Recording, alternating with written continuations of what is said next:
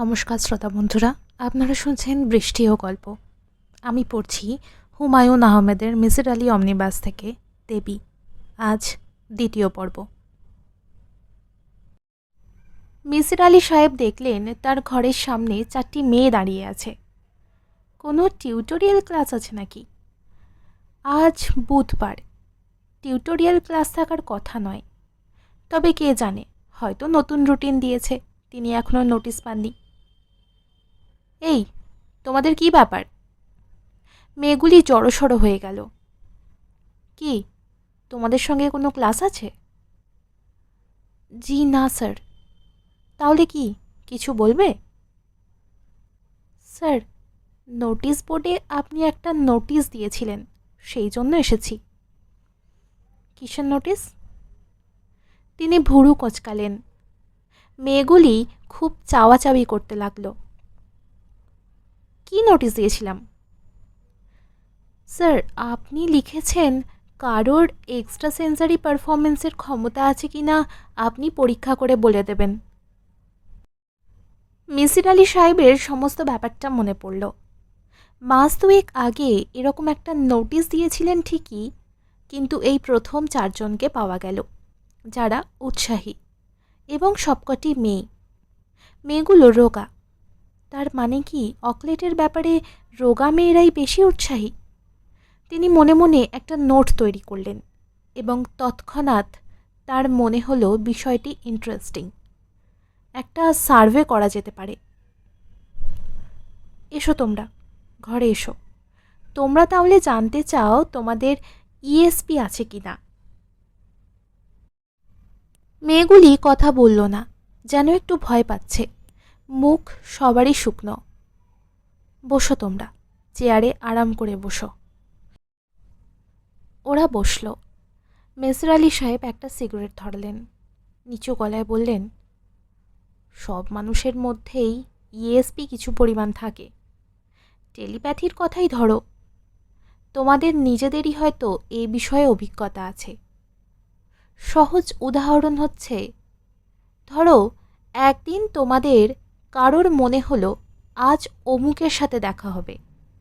যার সঙ্গে দেখা হবার কথা মনে হচ্ছে সে কিন্তু এখানে থাকে না, থাকে চিটাগং, কিন্তু সত্যি সত্যি দেখা হয়ে গেল। কি হয় না এরকম? মেয়েগুলো কথা বলল না। এর মধ্যে একজন রুমাল দিয়ে কপাল মুছতে লাগলো। মেয়েটি ঘামছে, নার্ভাস হয়ে পড়েছে মনে হচ্ছে। নিশ্চয়ই ব্লাড প্রেশার বেড়ে গেছে। মিসির আলি বিস্মিত হলেন। নার্ভাস মেয়েটির দিকে তাকিয়ে বললেন, এই বিষয়ে চর্চা এখনও বিজ্ঞানের পর্যায়ে পড়ে না। বেশিরভাগ সিদ্ধান্তই অনুমানের ওপর। তবে আমেরিকায় একটা ইউনিভার্সিটি আছে, ডিউক ইউনিভার্সিটি। ওরা কিছু কিছু এক্সপেরিমেন্টাল কাজ শুরু করেছে। মুশকিল হচ্ছে ফলাফল সবসময় রিপ্রোডিউসেবল নয়। মিসির আলি সাহেব ড্রয়ার খুলে 10টি চৌকো কাঠ টেবিলে বেছালেন। হাসি মুখে বললেন, পরীক্ষাটি খুব সহজ। এই কাঠগুলিতে বিভিন্ন রকম চিহ্ন আছে, যেমন ধরো ক্রস, স্কোয়ার, ত্রিভুজ, বিন্দু। কোনটিতে কি আছে সেটা অনুমান করতে চেষ্টা করবে। 2-1বার কাকতালীয়ভাবে মিলে যাবে, তবে ফলাফল যদি স্ট্যাটিস্টিক্যাল সিগনিফিকেন্ট হয় তাহলে বুঝতে হবে তোমাদের ইএসপি আছে। এখন এসো দেখি, কে প্রথম বলবে? তোমার নাম কি? নীলুফার। হ্যাঁ নীলুফার, তুমি প্রথম চেষ্টা করো। যা মনে আসে তাই বলো। আমার কিছু মনে আসছে না। তাহলে অনুমান করে বলো। মেয়েটি ঠিকমতো বলতে পারল না, তার সঙ্গীরাও না। মিসির আলি হাসতে হাসতে বললেন, না, তোমাদের কারোর কোনো ইএসপি নেই। ওরা যেন তাতে খুশিই হলো। মিসির আলি গম্ভীর গলায় বললেন, না থাকাই ভালো। আধুনিক মানুষদের এসব থাকতে নেই। এতে অনেক রকম জটিলতা আছে। কি জটিলতা? আছে আছে, বলুন না স্যার। মিসির আলি লক্ষ্য করলেন নীলুফার নামের মেয়েটাই কথা বলছে, স্পষ্ট সতেজ গলা। অন্য আরেকদিন বলবো, আজ তোমরা যাও। নীলুফার বলল, এমন কিছু কি আছে স্যার যা করলে ইএসপি হয়? লোকজন বলে প্রেমে পড়লেও এই ক্ষমতা অসম্ভব বেড়ে যায়। আমি ঠিক জানি না, তোমরা যদি কেউ কখনো প্রেমে পড়ো তাহলে এসো, পরীক্ষা করে দেখব। কথাটা বলেই মিসির আলি অপ্রস্তুত বোধ করলেন। ছাত্রীদের এটা বলা ঠিক হয়নি। কথাবার্তায় তার আরও সাবধান হওয়া উচিত। এরকম হালকা ভঙ্গিতে কথা বলা ঠিক হয় না। স্যার, আমরা যাই? আচ্ছা ঠিক আছে, দেখা হবে। মিসির আলি নিচের টিচার্স লাউঞ্জে চা খেতে এলেন। বেলা প্রায় ৩টা। লাউঞ্জে লোকজন নেই। পলিটিক্যাল সায়েন্সের রশিদ সাহেব এক কোনায় বসেছিলেন। তিনি অস্পষ্ট স্বরে ডাকলেন, এই যে মিসির সাহেব, অনেকদিন পর মনে হয় এলেন এদিকে, চা খাবেন? কে যেন বলছিল আপনি নাকি ভূত ধরা সারাতে পারেন, ঠিক নাকি? জি না, আমি ওঝা নই। রাগ করলেন নাকি? আমি কথার কথা বললাম। না, রাগ করব কেন? আচ্ছা মিসিস সাহেব, আপনি ভূতে বিশ্বাস করেন? না। রশিদ সাহেব উৎসাহিত হয়ে উঠলেন, আত্মা আত্মায় বিশ্বাস করেন? না ভাই, আমি একজন নাস্তিক। আত্মা নেই এই জিনিসটা কি প্রমাণ করতে পারবেন? কি কি যুক্তি আছে আপনার হাতে? মিসির আলি একটি দীর্ঘ নিঃশ্বাস ফেললেন। রশিদ সাহেব বললেন, আত্মা যে আছে এর পক্ষে বিজ্ঞানীদের কিন্তু চমৎকার যুক্তি আছে। থাকলে তো ভালোই। বিজ্ঞানীরা জড়জগৎ বাদ দিয়ে আত্মা টাত্মা নিয়ে উৎসাহিত হলেই কিন্তু ঝামেলা। রশিদ সাহেব, আমার মাথা ধরেছে, এ নিয়ে আর কথা বলতে চাই না, কিছু মনে করবেন না। মিসির আলি চা না খেয়েই উঠে পড়লেন। তার সত্যি সত্যিই মাথা ধরেছে, প্রচণ্ড ব্যথা, বড় রকমের কোনো অসুখের এটা পূর্ব লক্ষণ।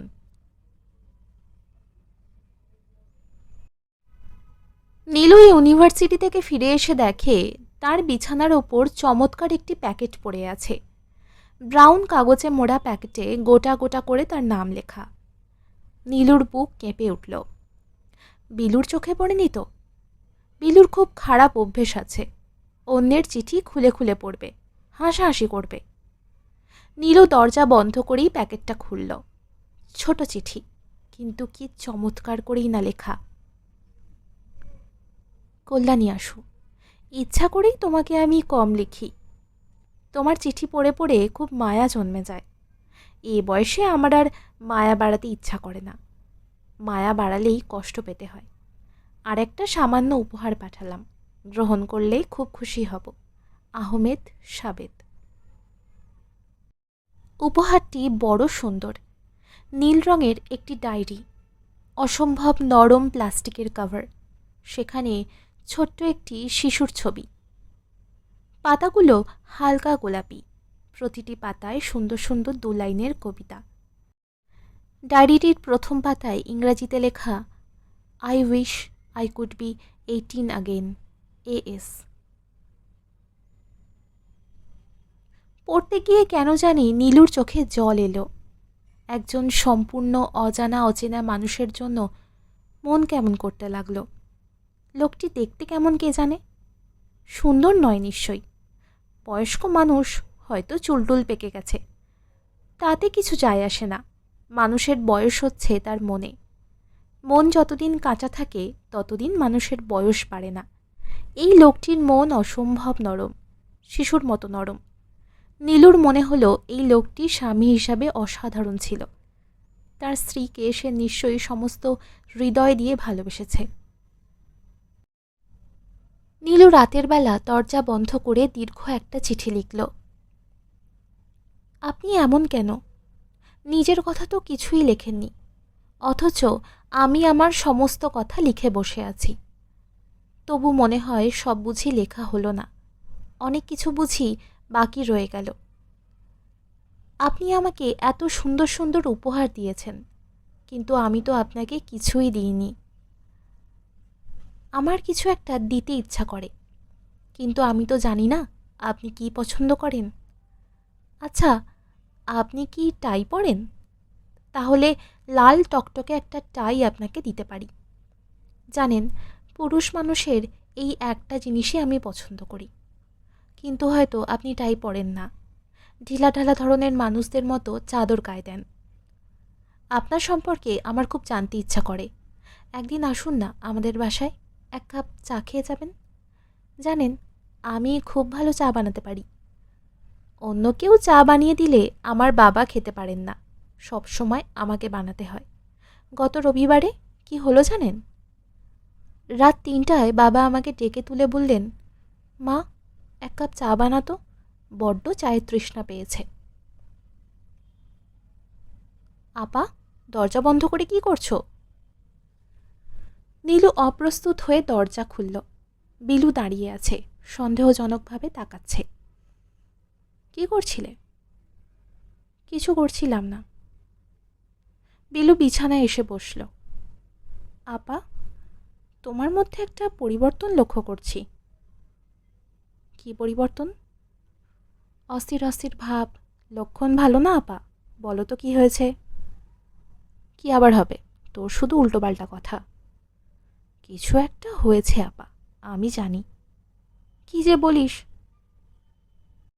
আমার কাছে লুকোতে পারবে না আপা, আমার চোখকে ফাঁকি দেওয়া মুশকিল। যা ভাগ, পাকামো করিস না। বিলু গেল না, কাপড় ছাড়তে ছাড়তে বলল, রানু আপাকেও আমি বললাম তোমার পরিবর্তনের কথা, তারও ধারণা তুমি কারোর প্রেমে পড়েছ। আমার তো খেয়ে দে কাজ নেই, তাছাড়া প্রেমটা আমার সঙ্গে করবে কে? চেহারার তো এই অবস্থা।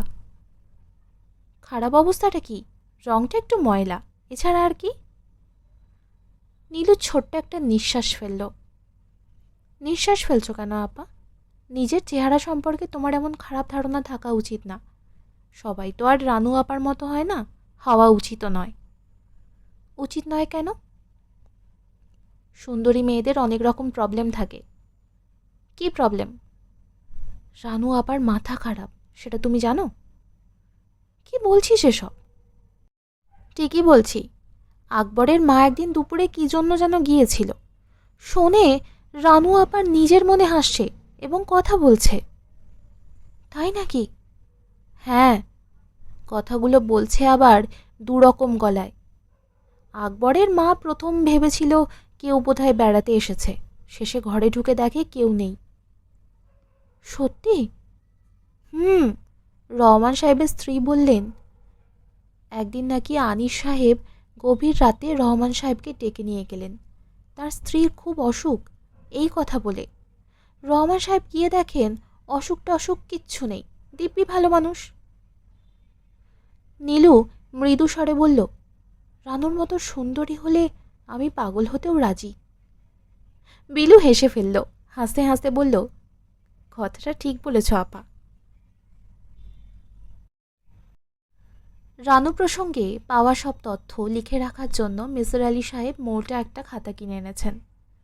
খাতার প্রথম পাতায় লেখা, একজন মানসিক রোগীর পর্যায়ক্রমিক মনোবিশ্লেষণ।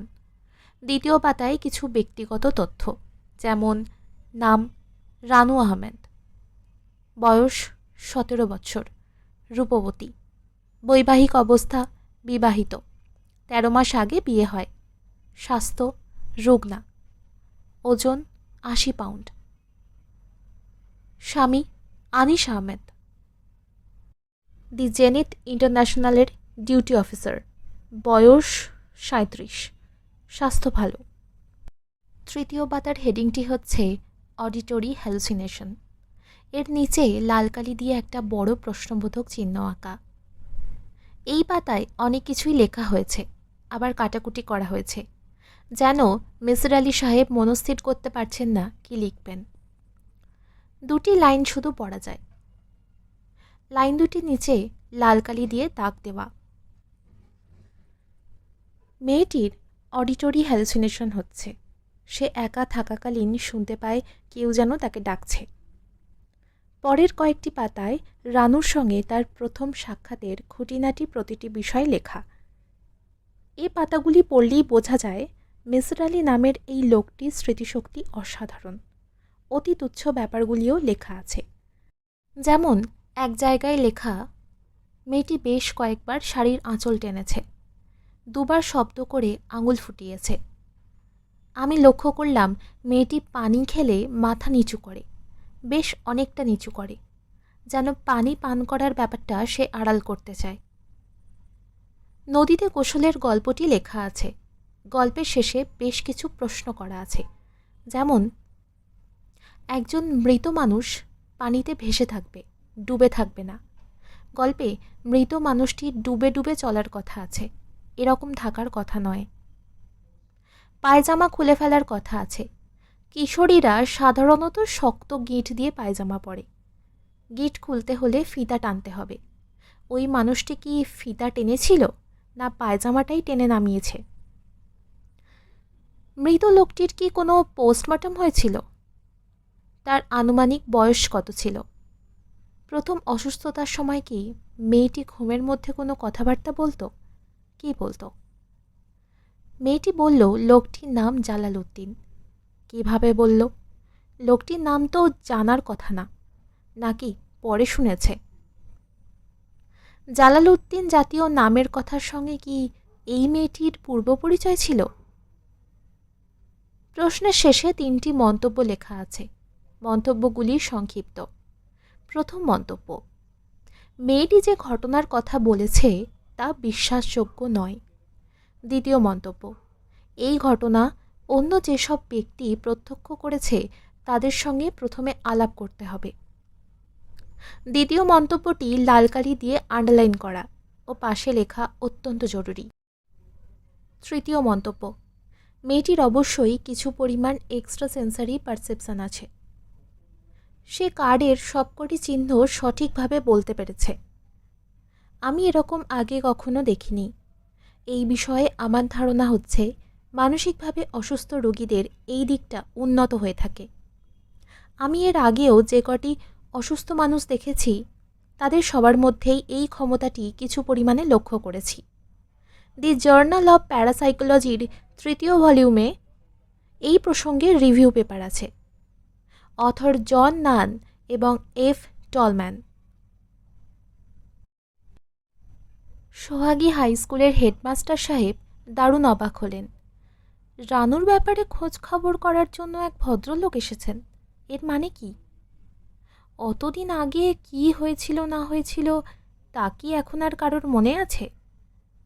আর মনে থাকলেও এই সব ব্যাপার নিয়ে এখন ঘাঁটাঘাঁটি করাটা বোধহয় ঠিক নয়। কিন্তু যে ভদ্রলোক এসেছেন তার মুখের ওপর না বলতেও বাধছে। ভদ্রলোক হাজার হলেও বিশ্ববিদ্যালয়ের একজন শিক্ষক, নামই মানুষ। তাছাড়া এত দূর এসেছেন, নিশ্চয়ই কোনো কারণ আছে।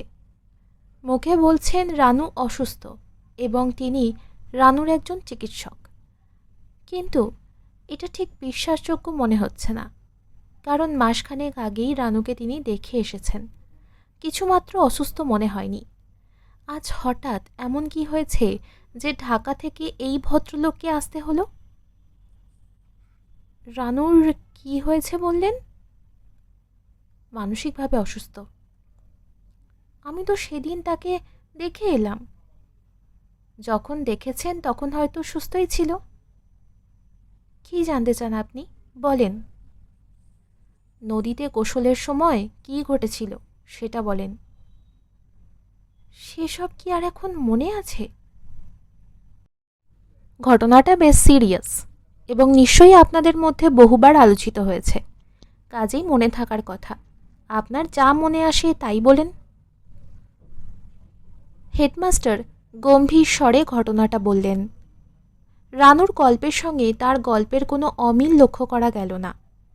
শুধু ভদ্রলোক বললেন, মেয়েরা গোসল করতে গিয়েছিল দুপুরে, সন্ধ্যায় নয়।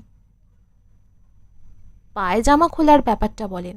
পায়জামাটা কি পাওয়া গিয়েছিল? আপনি কি বলছেন বুঝতে পারছি না। রানু বলছিল নদীতে গোসল করবার সময় সেই মরা মানুষটি তার পায়জামা খুলে ফেলে। আরে না না, কি বলেন? ওর পরনে পায়জামা ছিল? হ্যাঁ, থাকবে না কেন? আপনার ঠিক মনে আছে তো? মনে থাকবে না কেন? পরিষ্কার মনে আছে। আপনি অন্য সবাইকেও জিজ্ঞেস করে দেখতে পারেন।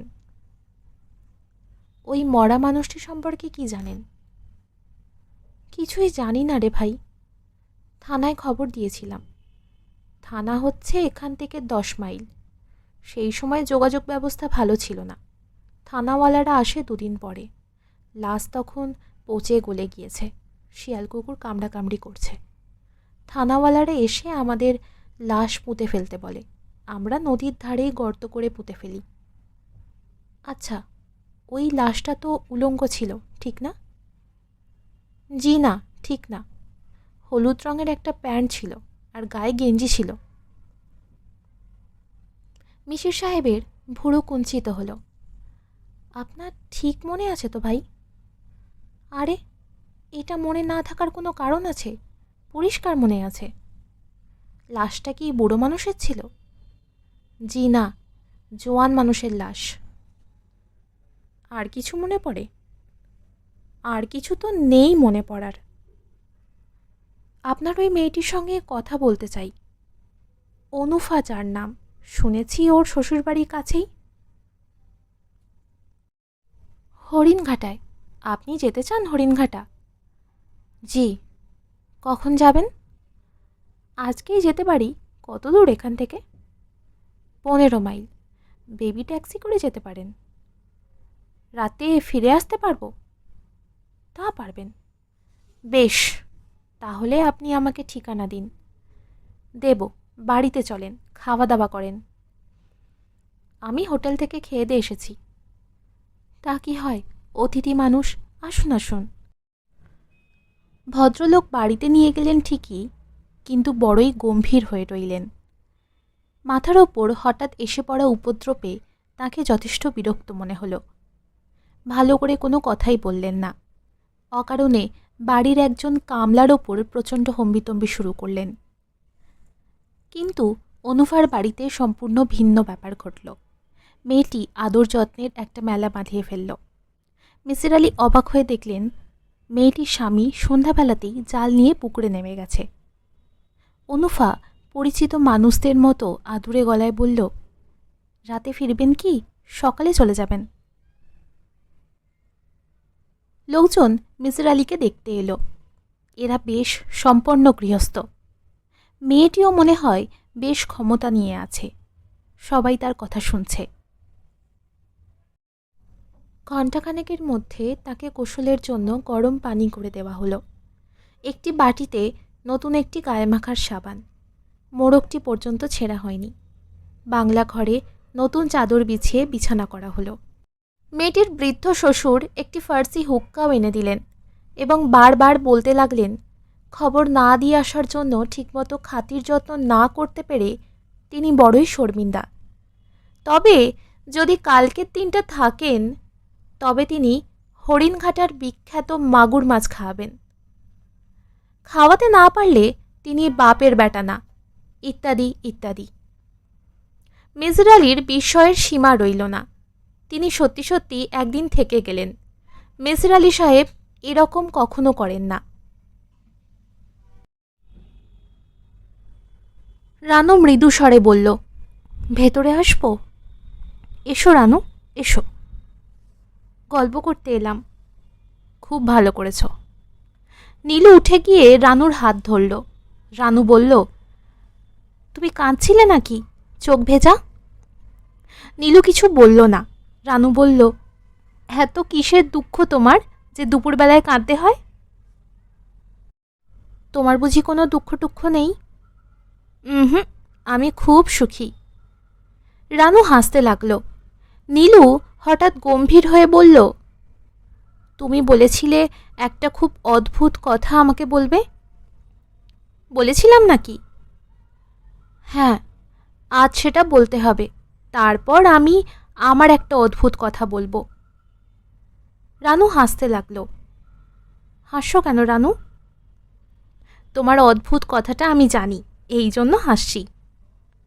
কি আবল তাবল বলছো? তুমি জানবে কি? জানি কিন্তু। নীলু গম্ভীর হয়ে বলল, জানলে বলো তো। তোমার একজন প্রিয় মানুষ তোমার সঙ্গে দেখা করতে রাজি হয়েছে, ঠিক না? নীলু দীর্ঘ সময় কোনো কথাবার্তা বলল না। রানু বলল, কি ভাই, বলতে পারলাম তো? হ্যাঁ, পেরেছ। ও কি বাসায় আসবে? বলবো তোমাকে। তার আগে তুমি বলো, তুমি কি করে জানলে? বিলু তোমাকে বলেছে? কিন্তু বিলু তো কিছু জানে না। আমাকে কেউ কিচ্ছু বলেনি। তাহলে তুমি কি করে জানলে? আমি স্বপ্ন দেখেছি। স্বপ্ন দেখেছি মানে? নীলু, মাঝে মাঝে আমি স্বপ্ন দেখি। সেগুলি ঠিক স্বপ্নও নয়, তবে অনেকটা স্বপ্নের মতো। সেগুলি খুব সত্যি। গত রাতে স্বপ্ন দেখলাম তুমি একটা চিঠি পেয়ে খুব খুশি। সেই চিঠিতে একটা লাইন লেখা আছে, যার মানে হচ্ছে তোমার সঙ্গে আমার দেখা হবে, বা এই রকম কিছু। এইসব কি তুমি সত্যি সত্যি বলছো রানু? হ্যাঁ। কবে তার সঙ্গে দেখা হবে? আজ বিকালে। আমি নিউ মার্কেটের বইয়ের দোকানের সামনে একটা সবুজ রুমাল হাতে নিয়ে দাঁড়িয়ে থাকব। তিনি আমাকে খুঁজে বের করবেন। বাহ, মজার ব্যাপার তো। রানু হাসতে লাগল। একসময় হাসি থামিয়ে গম্ভীর গলায় বলল, শুধু গল্প উপন্যাসেই এসব হয়, বাস্তবেই প্রথম দেখছি। তোমার ভয় করছে না? ভয় করবে কেন? তোমার কিন্তু নীলু ভয় করছে, আমি বুঝতে পারছি। বেশ ভয় করছে, করছে না? না। রানু ইতস্তত হয়ে বলল, ইচ্ছা করলে তুমি আমাকে সঙ্গে নিয়ে যেতে পারো, আমি দূরে থাকব। থাক, দূরে দাঁড়িয়ে থাকতে হবে না। মনে হলো নীলু রানুর কথাবার্তা সহজভাবে নিতে পারছে না। তার চোখ মুখ গম্ভীর। রানু বলল, কি নেবে? না, আমার একা যাওয়ার কথা, একাই যাব। আর যদি গিয়ে দেখো খুব বাজে ধরনের একটা লোক, তখন কি করবে? বাজে ধরনের লোক মানে? অর্থাৎ যদি গিয়ে দেখো দাঁত পড়া, চুল পাকা এক বুড়ো। তোমার কি সেরকম মনে হচ্ছে? রানু মাথা দুলিয়ে হাসল, কিছু বলল না। নীলুকে দেখে মনে হলো রানুর ব্যবহারে সে বেশ বিরক্ত হচ্ছে। দুটো বাজতেই সে বলল, এবার তুমি যাও, আমি সাজগোজ করব। এখনই? 4টে বাজতে তো দেরি আছে। তোমার মতো সুন্দরী তো না আমি, আমাকে সময় নিয়ে সাজতে হবে। রানু উঠে পড়ল। নীলু সত্যি সাজতে বসল। কিন্তু কি যে হয়েছে তার, চোখে পানি এসে কাজল ধুয়ে যাচ্ছে। আইল্যাশ পরার ইচ্ছা ছিল, কিন্তু একা একা পরা সম্ভব নয়। অনেক বেছে ছেঁটে একটা শাড়ি পছন্দ হলো, সাদার ওপর নীলের একটা প্রিন্ট, আগে সে কখনো পরেনি। নীলুমা, কোথাও যাচ্ছিস নাকি? নীলু তাকিয়ে দেখল, বাবা। কোথায় যাচ্ছ গো মা? একজন বন্ধুর সঙ্গে দেখা করতে। তোমার কি চা লাগবে? হলে ভালো হতো। থাক, তুই ব্যস্ত। চা বানাতে আর কয় মিনিট লাগবে, তুমি বসো, আমি বানিয়ে আনছি। নীলুর বাবা চেয়ার টেনে নীলুর ঘরেই বসলেন। চা কি চিনি ছাড়া আনবো বাবা?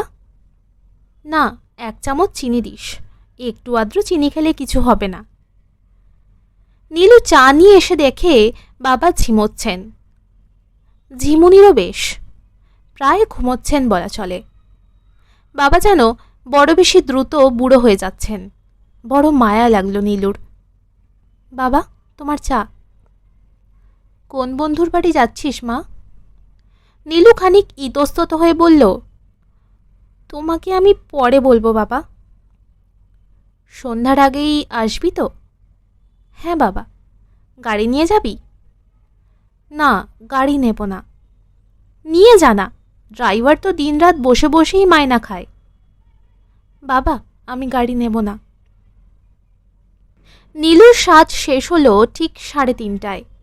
আয়নায় তাকিয়ে নিজেকে তার পছন্দই হলো। যে মেয়েটিকে দেখা যাচ্ছে সে বেশ রূপসী। তার মায়া কাড়া দুটো চমৎকার চোখ আছে, কিশোরীদের মতো ছোট্ট একটা চিবুক। ভালোই তো, এরকম একটা মেয়েকে পুরুষরা কি ভালোবাসে না? নাকের কাছে মুক্তোর মতো কিছু ঘামের বিন্দু। নীলু তার সবুজ রুমাল দিয়ে সাবধানে ঘাম মুছে ফেলল। তারপর উঠে এলো 3 তলায়। রানু, রানু।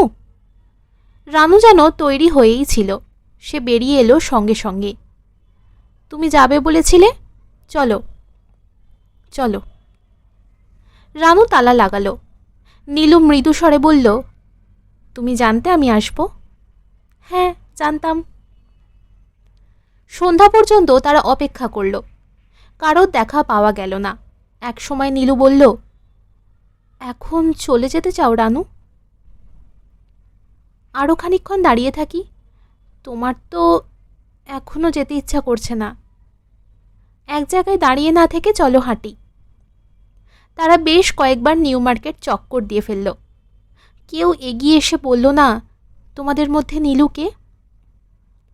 রানু, তোমার কি হাঁটতে টায়ার্ড লাগছে? না। রানু, তুমি তো অনেক কিছু বুঝতে পারো, তাই না? মাঝে মাঝে পারি। লোকটি এসেছে কি না বুঝতে পারছো না? না নীলু, পারছি না। আমি সবসময় পারি না। রানু লক্ষ্য করল নীলুর চোখ দিয়ে জল গড়িয়ে পড়ছে। সে তার সবুজ রুমাল দিয়ে চোখ চেপে ধরল। রানু গাঢ় স্বরে বলল, কেঁদো না নীলু। কান্না এলে কি করব? মনটা শক্ত করো ভাই, পৃথিবীটা খুব ভালো জায়গা নয়। লোকজন তাকাচ্ছে ওদের দিকে। রানু নীলুর হাত ধরে বাইরে নিয়ে এলো। বেশ অস্বস্তিকর অবস্থা। তার প্রায় 4 দিন পর নীলু একটা চিঠি পেল। প্রিয় নীলু, ওই দিন তোমাকে দেখলাম। তুমি তো ভারী মিথ্যুক। কেন বললে তুমি দেখতে সুন্দর নও? তোমাকে বর্ষার জলভারে নত আকাশের মতো লাগছিল। আমি ছুটে যেতে চেয়েছিলাম, কিন্তু তোমার বান্ধবীকে দেখে থমকে দাঁড়িয়েছি। কথা ছিল একা আসবে, তাই নয় কি? শুধু আমরা দুজন থাকব। আমাকে দেখে যদি তোমার কথা বলতে ইচ্ছা করে, তাহলে কোনো একটা রেস্টুরেন্টে বসে দুজন চা খেতে খেতে গল্প করব। আর যদি তোমার আমাকে পছন্দ না হয়, তাহলে তুমি তোমার সবুজ রুমালটি তোমার হ্যান্ডব্যাগে লুকিয়ে ফেলবে। তোমাকে কিছুই বলতে হবে না। আমি মন খারাপ করব ঠিকই, কিন্তু বিদায় নেব হাসি মুখে। এবং আর কোনোদিনই তুমি আমাকে দেখবে না। তবে নীলু, আমার কেন জানি মনে হচ্ছে আমাকে তুমি অপছন্দ করবে না। এরকম মনে হওয়ার কোনোই কারণ নেই, তবু মনে হচ্ছে। খুব সম্ভব উইশফুল থিঙ্কিং, না মেয়ে? নীলু চিঠিটি সমস্ত দিনে প্রায় 100 বার পড়ল এবং প্রতিবারই তার কাছে নতুন মনে হলো। রাতে সে অদ্ভুত সুন্দর একটি স্বপ্ন দেখল, যেন পুরনো আমলের একটা পালতোলা জাহাজে সে বসে আছে। জাহাজের পালটি গাঢ় সবুজ রঙের। প্রচণ্ড বাতাস দিচ্ছে। বাতাসে জাহাজ ছুটে চলছে বিদ্যুৎ গতিতে। নীলুর একটু ভয় ভয় লাগছে, কারণ জাহাজে আর কাউকে দেখা যাচ্ছে না। নীলু একসময় বলল, আমার ভয় লাগছে এই জাহাজে। আর কেউ কি আছে?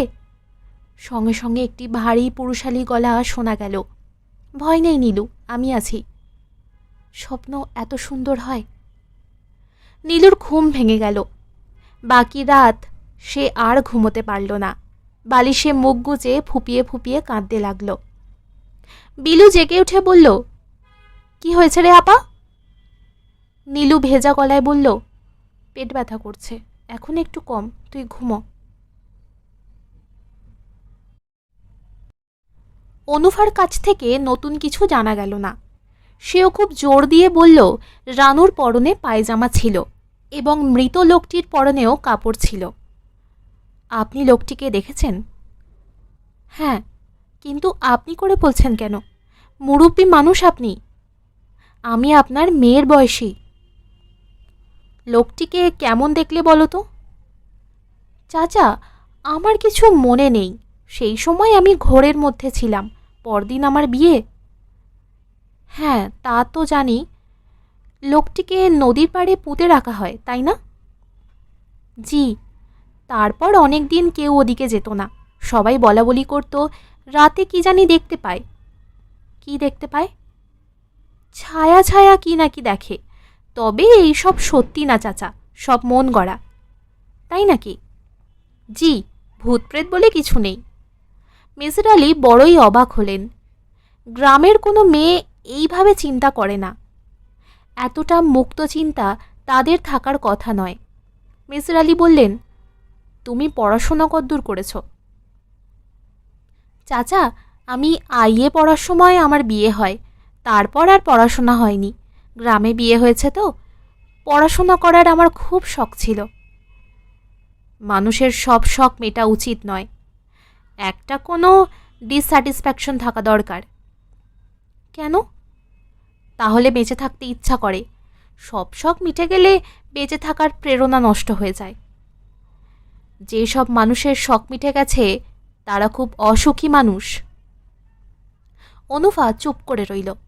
মিসির আলী মৃদুস্বরে বললেন, এবার রানুর কথা বলো। কি কথা জানতে চান চাচা? সব কথা। ও খুব অদ্ভুত মেয়ে। ও মানুষের ভবিষ্যৎ বলতে পারে। কিভাবে বলে? তা জানি না, তবে বলতে পারে। একবার কি হয়েছে শোনেন। আমি আর ও গল্প করছি। সে হঠাৎ গল্প থামিয়ে বলল, কিছুক্ষণের মধ্যে আমাদের বাড়িতে শ্রীপুরের খালারা বেড়াতে আসবেন। আর সত্যি সত্যি তারা এলেন। এটা তো এমনিতেও হতে পারে। মানুষ বেড়াতে আসে না? তা আসে, কিন্তু শ্রীপুরের খালা 5 বছর পর প্রথম এসেছিলেন। তাদের সঙ্গে আমাদের কি একটা ঝগড়া চলছিল। ও, তাই নাকি? জি। আর একটা গল্প বলি শোনেন। তখন আমি ম্যাট্রিক পরীক্ষা দিয়ে রানুদের ওখানে বেড়াতে গিয়েছি। না, এটা আপনাকে বলা যাবে না। বলা যাবে না কেন? গল্পটা ভালো না। থাক, তাহলে অন্য গল্প বলো। অনুফার স্বামীকেও মিসির আলি সাহেবের বেশ লাগল। গোয়ার গোবিন্দ ধরনের লোক, স্ত্রীর খুবই অনুগত। সে মিসির আলিকে নিয়ে প্রচুর ঘুরল। লোকটির যথেষ্ট প্রভাব প্রতিপত্তিও দেখা গেল। মধুপুর থানার ওসি সাহেব ওর কথাতেই পুরনো ফাইলপত্র ঘেঁটে দেখলেন যে একটি মরা লাশ পাবার খবরে এফআইআর করা হয়েছিল। তখন ওসি ছিলেন ব্রজগোপাল হালদার। তার নোটে লেখা, একটি কলেরায় মৃত মানুষের লাশ 30 বা 35 মধুপুরের নিমশাসা গ্রামে পাওয়া যায়। লাশটির পচন ধরিয়া গিয়াছিল। প্রাথমিক পরীক্ষার পর আমি লাশটি পুঁতিয়া ফেলার নির্দেশ দিই। লাশটির কোনো পরিচয় জানা যায় নাই। মিসির আলি সাহেব বললেন, কলেরায় মৃত এটা বোঝা গেল কি করে? ওসি সাহেব বিরক্ত হয়ে বললেন, সেটা আমি কি করে বলবো? রিপোর্ট তো আমার লেখা না। ব্রজগোপাল বাবুকে জিজ্ঞেস করেন, তিনি জানবেন। তাকে কোথায় পাওয়া যাবে? পুলিশ ডিরেক্টরিতে খোঁজ করেন। তবে এইসব খোঁজাখুঁজির কোনো অর্থ নেই। 10 বছর আগেকার ঘটনা মনে করে বসে আছেন নাকি? পুলিশকে আপনি কি মনে করেন বলেন তো? ঘটনাটা অস্বাভাবিক, সেজন্যই হয়তো তার মনে থাকবে। একটা ডেড বডি পাওয়া গেছে পানিতে, এর মধ্যে আপনি অস্বাভাবিক কি দেখলেন?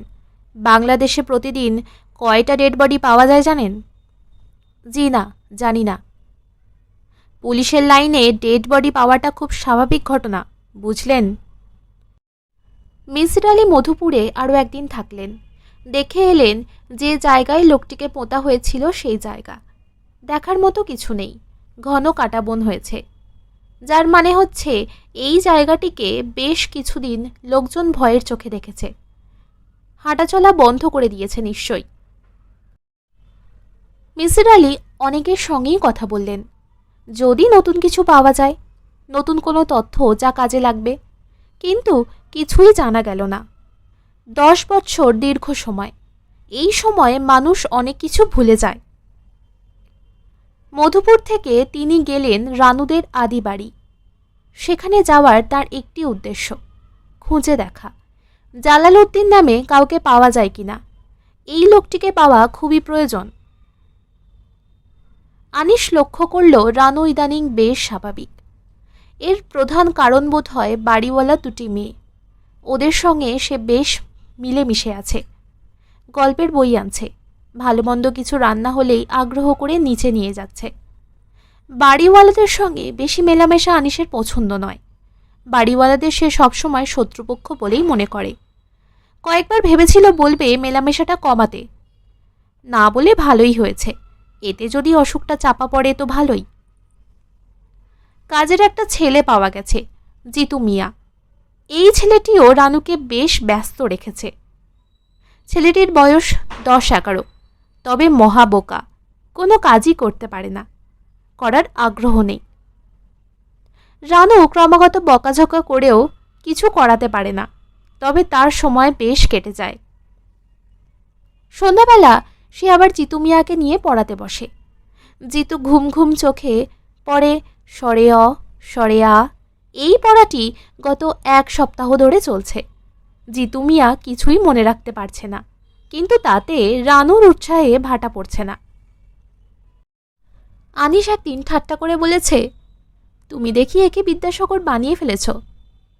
রানু তাতে বেশ রাগ করেছে, গম্ভীর হয়ে বলেছে, ঠাট্টা করছো কেন? বিদ্যাসাগর তো একদিন হতেও পারে।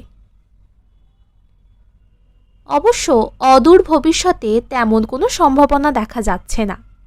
ভবিষ্যৎ বিদ্যাসাগর রোজ রাতেই পড়তে পড়তে ঘুমিয়ে পড়ছে, এবং রানু প্লেটে খাবার বেড়ে প্রতি রাতেই প্রাণান্ত চেষ্টা চালাচ্ছে। এতটা বাড়াবাড়ি আনিসের ভালো লাগে না, কিন্তু সে কিছু বলে না, থাকুক, একটা কিছু নিয়ে ব্যস্ত। এর মধ্যে একদিন আনিস গিয়েছিল মিসির আলি সাহেবের কাছে। ভদ্রলোক বেশ কিছুদিন ঢাকায় ছিলেন না, সবে ফিরেছেন। তার চোখ হলুদ, গা হলুদ। আনিস অবাক হয়ে বলেছে, হয়েছে কি আপনার? জন্ডিস, জন্ডিস বাঁধিয়ে বসেছি। বলেন কি? ইনফেক্টাস হেপাটাইটিস, লিভারের অবস্থা কাহিল রে ভাই। আপনার স্ত্রী কেমন আছেন? ভালো। আর ভয়টয় পাচ্ছেন না? জি না। খুব ভালো খবর। আমি একটু সুস্থ হলেই যাব আপনার বাসায়। জি আচ্ছা। আমি কিন্তু খোঁজ খবর পেয়েছি, মনে হয় আপনার স্ত্রীর সমস্যাটি ধরতে পেরেছি। তাই নাকি? হ্যাঁ, একটু ভালো হলেই এ নিয়ে কথা বলবো। রানু মিসির আলি সাহেবের জন্ডিসের খবর শুনে খুবই মন খারাপ করল। আহা, বেচারা একা একা কষ্ট করছে। চলো একদিন দেখে আসি। যাবে? ঠিক আছে, যাব একদিন। কবে যাবে? কাল যাবে? এত ব্যস্ত হচ্ছ কেন? জন্ডিস যখন হয়েছে তখন বেশ কিছুদিন থাকবে, একদিন দেখে এলেই হবে। আমি এই অসুখের খুব ভালো ওষুধ জানি, অড়হরের পাতার রস। সকালবেলা 1 গ্লাস করে খেলে 3 দিনে অসুখ সেরে যাবে। তাই নাকি? হ্যাঁ, আমার দাদা এই ওষুধটা দিতেন। তুমি কিছু অড়হরের পাতা ওই লোকটিকে দিয়ে আসো না। ঢাকা শহরে আমি অড়হরের পাতা কোথায় পাবো? কি যে বলো! খুঁজলেই পাবে, জংলা গাছ সব জায়গায় হয়। আনিস যথেষ্ট বিরক্ত হলো। রানুর এই একটা প্রবলেম, কোনো একটা জিনিস মাথায় ঢুকলে ওটা নিয়েই থাকবে। আনিস বলল, আচ্ছা দেখি। দেখা দেখি না, তুমি খুঁজবে। আর শোনো, কাল তো তোমার অফিস নেই, চলো ওনাকে দেখে আসি। এত ব্যস্ত হচ্ছ কেন? ভদ্রলোক তো আর পালিয়ে যাচ্ছেন না। রানু থেমে থেমে বলল, আমি অন্য একটা কারণে যেতে চাই। কী কারণ? ভদ্রলোক আমার সম্পর্কে খোঁজ খবর করার জন্য মধুপুর গিয়েছিলেন। কি খুঁজে পেলেন জানতে ইচ্ছা করছে। মধুপুরের খবর পেলে কিভাবে? স্বপ্নে? না, স্বপ্ন টপ্ন না, অনুফা চিঠি দিয়েছে। কবে চিঠি পেয়েছ? গতকাল। আনিস চুপ করে গেল। রানু তার নিজের চিঠিপত্রের কথা আনিশকে কখনো বলে না। বিয়ের পর রানু তার আত্মীয় স্বজনের যত চিঠিপত্র পেয়েছে তার কোনোটাই সে আনিশকে পড়তে দেয়নি। এ নিয়ে আনিশের গোপন ক্ষোভ আছে। কি, আমাকে নিয়ে যাবে? আমি আগে গিয়ে দেখি ভদ্রলোকের অবস্থা কেমন। মিসির আলীকে পাওয়া গেল না। বাড়িতে তার একটা ছোট ভাই ছিল। সে বলল, ভাইয়াকে হাসপাতালে ভর্তি করা হয়েছে। অবস্থা বেশি ভালো না। বিলিরুবিন 9.5, লিভার খুবই ড্যামেজড। মিসির আলী হাসপাতালে এসেছেন এক গাদা বই নিয়ে। তার ধারণা ছিল বই পড়ে সময়টা খুব খারাপ কাটবে না, কিন্তু কার্যক্ষেত্রে সেরকম হয়নি। ডাক্তাররা বই পড়তে নিষেধ করেননি, কিন্তু দেখা গেল বই পড়া যাচ্ছে না। কিছুক্ষণ তাকিয়ে থাকলেই মাথার ভেতর ভোঁতা এক ধরনের যন্ত্রণা হচ্ছে। যন্ত্রণা নিয়ে বই পড়ার কোনো মানে হয় না। তবু তিনি মৃত্যু বিষয়ক একটা বই পড়ে ফেললেন এবং মৃত্যু ব্যাপারটিতে যথেষ্ট উৎসাহ বোধ করতে লাগলেন। তার স্বভাবই হচ্ছে কোনো বিষয় একবার মনে ধরে গেলে সে বিষয় সম্পর্কে চূড়ান্ত পড়াশোনা করতে চেষ্টা করেন। মৃত্যু সাবজেক্টটি তার পছন্দ হয়েছে, কিন্তু এ বিষয়ে পড়াশোনা করতে পারছেন না। বইপত্র নেই। ইউনিভার্সিটি লাইব্রেরিতে কিছু থাকার কথা, কিন্তু আনবেন কাকে দিয়ে? তাকে কেউ দেখতে আসছে না। তিনি এমন কোনো জনপ্রিয় ব্যক্তি নন যে তার অসুস্থতার খবরে মানুষের ঢল নামবে। তাছাড়া অসুখের খবর তিনি কাউকে জানাননি। হাসপাতালে ভর্তি হওয়ার ইচ্ছাও ছিল না, কিন্তু ঘরে দেখাশোনার লোক নেই। কাজের মেয়েটি তিনি মধুপুর থাকাকালীন বেশ কিছু জিনিসপত্র নিয়ে ভেগে গেছে। এমন অবস্থায় হাসপাতালে ভর্তি হওয়া ছাড়া উপায় কি? বিকালবেলা তার কাছে কেউ আসে না। সবারই আত্মীয় স্বজন আসে দেখতে, তার কাছে কেউ আসে না।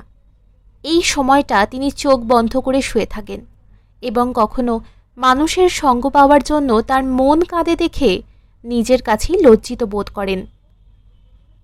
আজ সারাদিন মিসির আলীর খুব খারাপ কেটেছে। তার রুমমেট ২৬ বছরের ছেলেটি সকাল ৯টার দিকে বিনা নোটিসে মারা গেছে। মৃত্যু যে এত দ্রুত মানুষকে ছুঁয়ে দিতে পারে তা তার ধারণাও ছিল না। ছেলেটি ভোরবেলায় নাস্তা চেয়েছে, তার সঙ্গে খানিকক্ষণ কথাবার্তাও বলেছে। তিনি জিজ্ঞাসা করেছেন, আজ কেমন আছো? আজ বেশ ভালো। লিভার ব্যথা করছে না? না, তবে তলপেটের দিকে একটা চাপা ব্যথা আছে। খুব বেশি? না, খুব বেশি না। আপনি এটা কি বই পড়ছেন? এটা একটা science fiction, Friday the 13th। বেশ ভালো বই। তুমি পড়বে? জি না, ইংরেজি বই আমার ভালো লাগে না, বাংলা উপন্যাস পড়ি। কার লেখা ভালো লাগে? এদেশের, মানে বাংলায় কার লেখা তোমার পছন্দ? নিমাই ভট্টাচার্য। তাই নাকি? ছেলেটি আর জবাব না দিয়ে কাতরাতে থাকে। সকাল 8:30টায় বলল, একজন ডাক্তার পাওয়া যায় কিনা দেখবেন। তিনি অনেকক্ষণ বোতাম টিপলেন, কেউ এলো না। শেষ পর্যন্ত নিজেই গেলেন ডিউটি রুমে। ফিরে এসে দেখেন ছেলেটি মরে পড়ে আছে। মৃত্যুর সময় পাশে কেউ থাকবে না, এর চেয়ে ভয়াবহ বোধ করি আর কিছু নেই। শেষ বিদায় নেওয়ার সময় অন্তত কোনো একজন মানুষকে বলে যাওয়া দরকার। নিঃসঙ্গ ঘরে থেকে একা একা চলে যাওয়া যায় না, যাওয়া উচিত নয়। এটা হৃদয়হীন ব্যাপার। এতদিন যে ছেলেটি ছিল এখন আর সে নেই। ঘণ্টাখানেকের মধ্যেই তার সমস্ত চিহ্ন এ ঘর থেকে সরিয়ে ফেলা হয়েছে। বিছানায় নতুন বালিশ ও চাদর দিয়ে গেছে। হয়তো সন্ধ্যার মধ্যেই কোনো নতুন পেশেন্ট এসে পড়বে। মিসির আলী সমস্ত দিন কিছু খেতে পারলেন না। বিকালের দিকে তার গায়ে বেশ টেম্পারেচার হলো। প্রথমবারের মতো মনে হলো একজন কেউ তাকে দেখতে এলে খারাপ লাগবে না, ভালোই লাগবে। কেউ না এলে একজন রুগী হলেও আসুক। একা একা এই কেবিনে রাত কাটানো যাবে না। ঠিক এই সময় ইতস্তত ভঙ্গিতে রানু এসে ঢুকল। আপনি ভালো আছেন? না, ভালো না। তুমি কোত্থেকে? বাসা থেকে। ইস, আপনার এ কী অবস্থা? অবস্থা খারাপ ঠিকই। আনিস সাহেব কোথায়? ও আসেনি, আমি একাই এলাম, ওর কাছ থেকে ঠিকানা নিয়েছি। বসো তুমি, ওই চেয়ারটায় বসো, ফ্লাস্কে চা আছে, খেতে চাইলে খেতে পারো। হুম, চাটা খাবো না, আপনার কাছে একটা খবর জানতে এসেছি।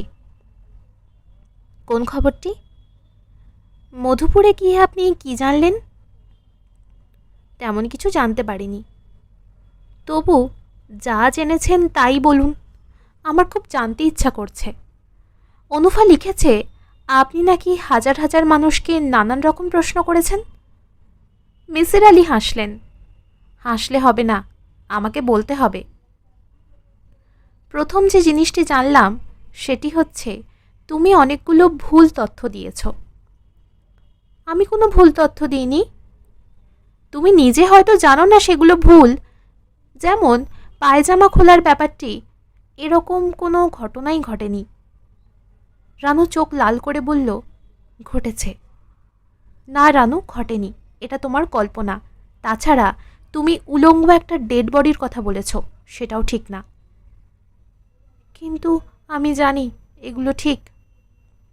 না রানু, এইসব তুমি নিজে ভেবেছ, এবং আমার ধারণা এ জাতীয় স্বপ্ন তুমি মাঝে মধ্যে দেখো।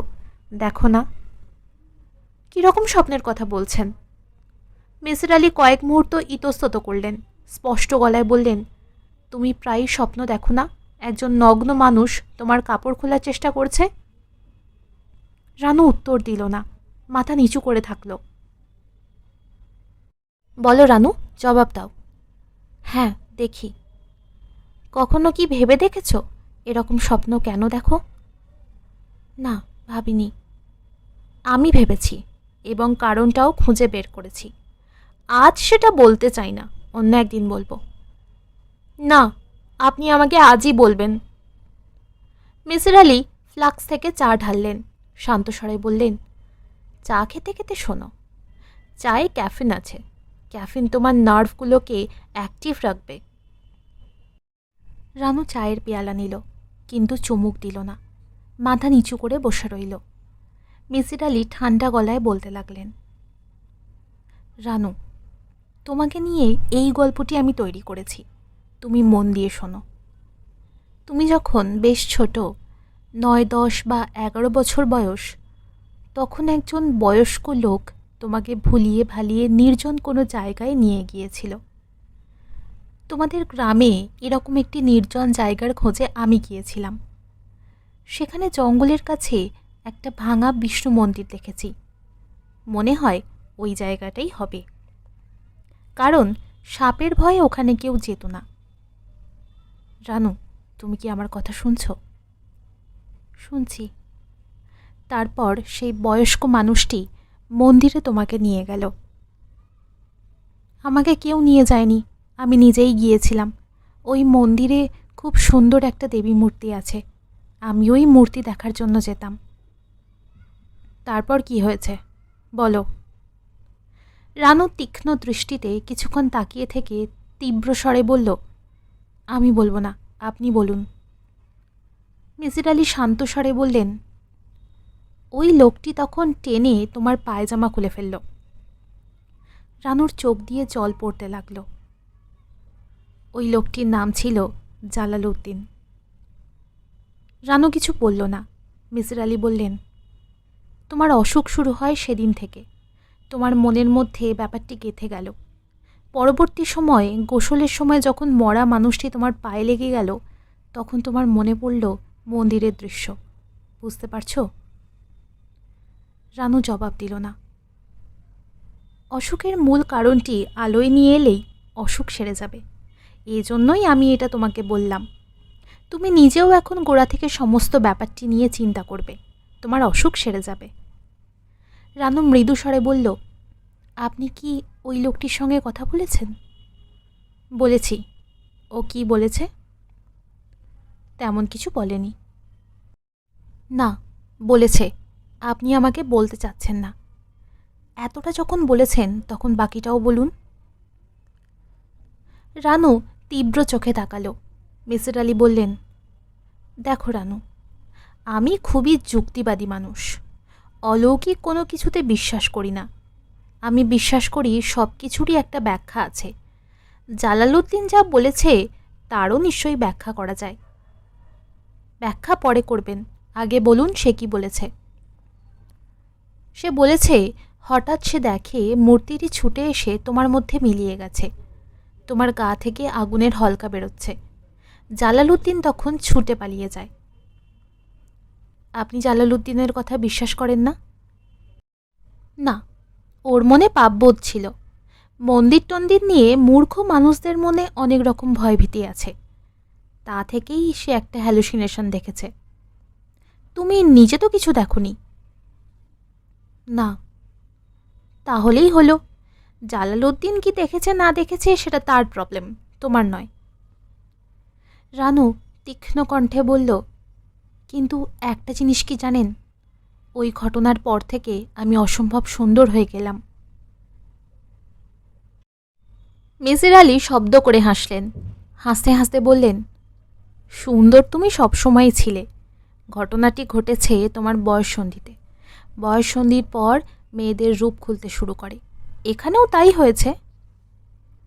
কিন্তু ওই দেবী মূর্তিটিকে এরপর আর খুঁজে পাওয়া যায়নি। তুমি কিন্তু খুব ছেলে মানুষের মতো কথা বলছো রানু। মূর্তিটি চুরি গেছে, কেউ নিয়ে পালিয়ে গেছে, ব্যাস। মূর্তিটি চুরি যায়নি। তুমি নিশ্চয়ই বিশ্বাস করো না একটা পাথরের মূর্তি তোমার মধ্যে ঢুকে আছে? কি করো? রানু তীব্র কণ্ঠে বলল, আমার দিকে ভালো করে তাকিয়ে বলুন, আমাকে কি অনেকটা মূর্তির মতো দেখায় না? না রানু, মূর্তির মতো দেখাবে কেন? অসম্ভব রূপবতী একটা তরুণী, এর বেশি কিছু না। তোমার মতো রূপবতী মেয়ে এ দেশেই আছে, এবং তারা সবাই রক্ত মাংসের মানুষ। রানু উঠে দাঁড়ালো। মিসির আলি বললেন, চলে যাচ্ছ রানু? হ্যাঁ, অসুখ সারলে তোমাদের ওখানে একবার যাব। না, আপনি আসবেন না, আপনার আসার কোনো দরকার নেই। রানু ঘর ছেড়ে চলে গেল। মিসির আলি ক্ষীণ স্বরে বললেন, ভেরি ইন্টারেস্টিং। তার ভ্রু কুঞ্চিত হল। তিনি ব্যাপারটি ঠিক বুঝতে পারছেন না। যতটা সহজ মনে হয়েছিল এখন ততটা সহজ মনে হচ্ছে না। তিনি মৃত্যু বিষয়ক বইটি আবার পড়তে শুরু করলেন। সাবজেক্টটি তার বেশ আকর্ষণীয় লাগছে। Fascinating topic. গভীর রাতে আনিস জেগে উঠল। শুনশান নীরবতা চারদিকে। রানু হাত পা ছড়িয়ে বাচ্চা মেয়ের মতো ঘুমোচ্ছে। জানালার আলো এসে পড়েছে তার মুখে। অদ্ভুত সুন্দর একটি মুখ, শুধু তাকিয়ে থাকতে ইচ্ছা হয়। আনিস ছোট্ট একটা নিঃশ্বাস ফেলে উঠে পড়ল। বাথরুমে যেতে হবে। বাথরুমে পানি জমে আছে, পাইপ জ্যাম হয়ে গেছে। বাড়িওয়ালাকে বলতে হবে। আনিস নোংরা পানি বাঁচিয়ে সাবধানে ভেতরে ঢুকে দরজা বন্ধ করেই শুনল, ঝুমঝুম করে শব্দ হচ্ছে। নূপুর বাজছে যেন। এর মানে কি? মনের ভুল কি? মনের ভুল হওয়ার কথা নয়। বেশ বোঝা যাচ্ছে নূপুর পায়ে দিয়ে ঝমঝম করতে করতে কেউ একজন এঘর ওঘর করছে। শব্দটা অনেকক্ষণ ধরেই হচ্ছে। মনের ভুল হওয়ার কথা নয়। বাথরুমের দরজা খুলতেই শব্দটা চট করে থেমে গেল। শুধু একটা তীব্র ফুলের গন্ধ আনিসকে অভিভূত করে ফেলল। একটু আগেও তো এরকম সৌরভ ছিল না। আনিসের মাথা ঝিমঝিম করতে লাগল। বিস্ময়ের ঘোর অবশ্যই বেশিক্ষণ স্থায়ী হল না। আনিসের মনে পড়ল একতলার বাগানে হাসনাহেনার প্রকাণ্ড একটা ঝাড় আছে। বাতাসের ঝাপটায় ফুলের গন্ধই উড়ে আসছে বারান্দায়। আনিস কিছুক্ষণ একা একা বারান্দায় দাঁড়িয়ে রইল। নূপুরের শব্দ আবার যদি পাওয়া যায়। দোতলার একটা বাচ্চা ছেলে শুধু কাঁদছে। তার মা তাকে শান্ত করার চেষ্টা করছে। একটা রিকশা গেল টুনটুন করে। ব্যাস, আর কিছু শোনা গেল না। শোবার ঘরে রানু ঘুমোচ্ছে মরার মতো। জানালা খোলা, ঠান্ডা হাওয়া আসছে ঘরে।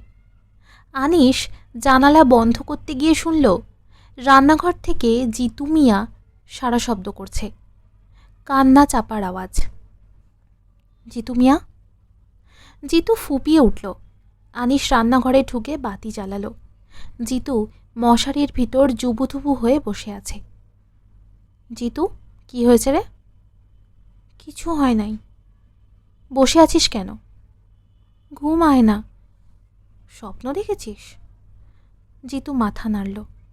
কি স্বপ্ন? একজন মাইয়া মানুষ পাকের ঘরে হাঁটতেছিল। এই দেখেছিস স্বপ্নে? স্বপ্নে দেখি নাই, নিজের চোখে দেখলাম। তোর বেটা, অন্ধকারে তুই মানুষ দেখলি কিভাবে? যা ঘুমা। জিতু শুয়ে পড়ল। আনিস বলল, ভয়ের কিছু নেই, আমি জেগে আছি, ঘুমো তুই। আচ্ছা, আর শোন, রান্নাঘরে বাতি জ্বালানো থাকুক। আচ্ছা। জিতু শুয়ে পড়ল। কিছুক্ষণের মধ্যেই তার নিঃশ্বাস ভারী হয়ে এলো। আনিস একটা সিগারেট ধরালো। ঘুম চটে গেছে, তাকে এখন দীর্ঘ সময় জেগে থাকতে হবে। এক পেয়ালা চা খেতে পারলে মন্দ হতো না। রাত তো বাজে প্রায় 3:30। বাকি রাতটা তার জেগেই কাটবে মনে হয়। সিগারেট টানতে ভালো লাগছে না, পেটের ভেতর পাক দিয়ে উঠছে। ঘুমের মধ্যে রানু শব্দ করে হাসল। আনিস মৃদু স্বরে ডাকল, এই রানু। রানু খুব স্বাভাবিক ভঙ্গিতে বলল, কি? জেগে আছো নাকি? হ্যাঁ। কি আশ্চর্য, কখন জাগলে? অনেকক্ষণ। তুমি বাথরুমে গেলে, বারান্দায় দাঁড়িয়ে থাকলে। আমাকে ডাকলে না কেন? শুধু শুধু ডাকবো কেন? আনিস সিগারেট টানতে লাগলো। রানু বলল, বড্ড গরম লাগছে, জানালা বন্ধ করলে কেন? গরম কোথায়, বেশ ঠান্ডা তো। আমার গরম লাগছে, ফ্যানটা ছাড়ো না। এই ঠান্ডার মধ্যে ফ্যান ছাড়বো কি? কি যে বলো! রানু ছোট্ট একটা নিঃশ্বাস ফেলে বলল, তুমি যখন বাথরুমে ছিলে তখন কি নুপুরের শব্দ শুনেছ? আনিস ঠান্ডা স্বরে বলল, না তো, কেন? না, এমনি, আমি শুয়ে শুয়ে শুনছিলাম। ঘুমাও রানু। আমার ঘুম আসছে না। ঘুম না এলে উঠে বসো, গল্প করি। চা খাওয়া যেতে পারে, কি বলো? রানু উঠে বসল, কিন্তু জবাব দিল না। আনিস দেখল রানু কোন ফাঁকে গায়ের কাপড় খুলে ফেলেছে। ক্লান্ত স্বরে বলল, বড্ড গরম লাগছে, তুমি আমার দিকে তাকিও না প্লিজ। এইসব কি করছো রানু? ঘরে একটা বাচ্চা ছেলে আছে। কি করব, বড্ড গরম লাগছে। তুমি বরং রান্নাঘরের বাতি নিভিয়ে সব অন্ধকার করে দাও। না, বাতি জ্বালানো থাক। আনিস দ্বিতীয় সিগারেট ধরালো। রানু বলল, আমাদের গ্রামে একটা মন্দির আছে, তার গল্প এখন শুনবে? আহ, মন্দির ফন্দিরের গল্প এখন শুনবো না। আহ, শোনো না, আমার বলতে ইচ্ছা করছে। আমি তখন খুব ছোট, তখন একা একা যেতাম সেখানে। কি মন্দির? কালী মন্দির? না, বিষ্ণু মন্দির। তবে কোনো বিষ্ণু মূর্তি ছিল না, একটা দেবী ছিল। হিন্দুরা বলতো রুক্মিণী দেবী। তুমি মন্দিরে যেতে কি জন্যে? এমনি যেতাম। ছোট বাচ্চা পুতুল খেলে না?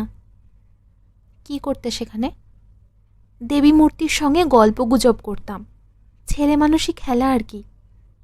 বলতে বলতে রানু খিলখিল করে হেসে উঠল। আনিস স্পষ্ট শুনল সঙ্গে সঙ্গে ঝমঝম করে কোথাও নুপুর বাজছে। রানু তীক্ষ্ণ কণ্ঠে বলল, শুনতে পাচ্ছ? কি শুনব? নুপুরের শব্দ, শুনছ না? আনিস দৃঢ় স্বরে বলল, না, তুমি ঘুমাও রানু। আমার ঘুম আসছে না। শুয়ে থাকো, তুমি অসুস্থ। রানু ক্ষীণ স্বরে বলল, হ্যাঁ, আমি অসুস্থ। তোমাকে খুব বড় ডাক্তার দেখাবো আমি। আচ্ছা, এখন শুয়ে থাকো। রানু মৃদু স্বরে বলল, আমি ওই দেবীকে গান গেয়ে শোনাতাম। ওইসব অন্যদিন শুনব। আজ রাতে আমার বলতে ইচ্ছা করছে। আনিস এসে রানুর হাত ধরল। গা পুড়ে যাচ্ছে জ্বরে। আনিস অবাক হয়ে বলল, তোমার গা তো পুড়ে যাচ্ছে। বড্ড গরম লাগছে, ফ্যানটা ছাড়বে? আনিস উঠে গিয়ে জানালা খুলে দিল। ঘর ভর্তি হয়ে গেল ফুলের গন্ধে। আর তখনই রানু অত্যন্ত নিচু গলায় গুনগুন করে কি যেন গাইতে লাগল। অদ্ভুত পার্থিব কোনো একটা সুর, যা এ জগতের কিছু নয়, অন্য কোনো ভুবনের। রান্নাঘর থেকে জিতু মিয়া ডাকল, ও ভাইজান, ভাইজান। আনিস রানুকে জোর করে বিছানায় শুইয়ে গায়ের চাদর টেনে দিল। জিতুকে বলল এ ঘরে যেন না আসে। তারপর নেমে গেল নিচে, বাড়িওয়ালার মেয়েটিকে খবর দিয়ে নিয়ে আসতে। নীলু এলো সঙ্গে সঙ্গে। আনিস দেখল রানু শিশুর মতো ঘুমোচ্ছে। জিতু মিয়া শুধু চেকে আছে, কাঁদছে ব্যাকুল হয়ে। নীলুর সঙ্গে তার বাবাও আসছেন। তিনি অবাক হয়ে বললেন, হয়েছেটা কি? আনিস ভাঙা গলায় বলল, বুঝতে পারছি না, কেমন যেন করছে। কি করছে? আনিস জবাব দিল না। নীলু বলল, বাবা, তুমি শুয়ে থাকো গিয়ে, আমি এখানে থাকি, রাত তো বেশি নেই। ভদ্রলোক কিছুক্ষণ অপেক্ষা করে নিচে নেমে গেলেন। যাওয়ার সময় বলে গেলেন, হাসপাতালে নিতে হলে বলবেন, ড্রাইভারকে ডেকে তুলব। জি আচ্ছা। রানু বাকি রাতটা ঘুমিয়ে কাটালো, একবারও জাগল না। নীলু সারাক্ষণ তার পাশে রইল। আনিসের সঙ্গে তার কথাবার্তা কিছু হলো না। আনিস বসার ঘরের সোফায় বসে ঝিমোতে লাগল। শেষ হলো দ্বিতীয় পর্ব। গল্পের পরবর্তী অংশ পরবর্তী পর্বে।